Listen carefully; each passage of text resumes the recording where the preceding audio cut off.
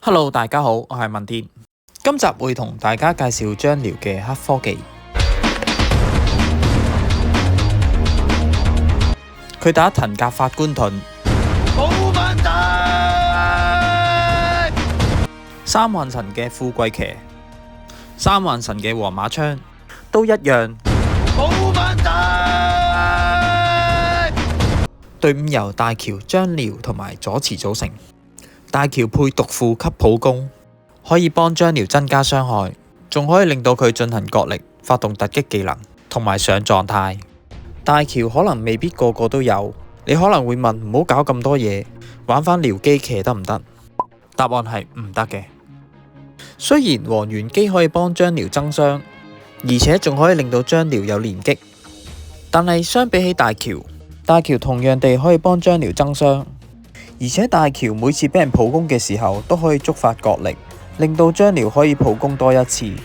咁即係話每個回合最多有3次機會，而且仲會有機會令到張遼進入連擊、破陣、必中等等嘅狀態。3次嘅角力普攻，再加埋如果進入連擊狀態2次普攻，咁即係話張遼有5次機會可以發動到突擊技，次數係遠遠比只有連擊嘅僚機騎多。而且張遼喺進行角力嘅時候係唔怕繳械，咁所以大喬配張遼嘅情況之下，無論係普攻嘅次數定係突擊嘅次數都會比較多。除此之外，而家好多隊伍都有規避同埋抵禦嘅技能，大喬可以令到張遼有必中，大大咁增加咗呢一隊可以造成傷害嘅機會，亦係呢一隊對住法官盾都贏到嘅原因之一。而張遼就會配當風破對方嘅指揮同埋被動技。另外一招技能就係一騎當千，加埋潛龍陣之後，每次角力觸發到一騎當千嘅時候，都可以打到對方全體，輸出最大化。最後就會配上左慈，利用佢嘅規避幫隊伍增加一點點生存嘅能力，配虎豹幫張遼增加武力同埋突擊技嘅發動。最後一招技能就用鐵騎，令到隊伍有先手嘅機會同埋降低對方嘅統率。另外鐵騎亦都可以改成臨危補血，令隊伍嘅續航能力增加。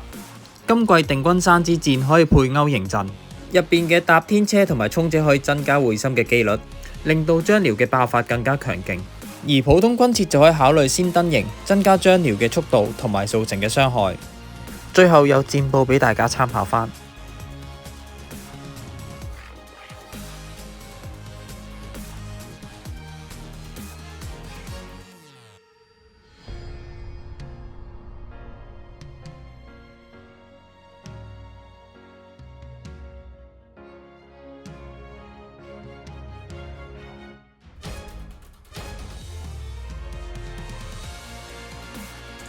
今集暫時分享到呢一度，多謝大家支持，下集見。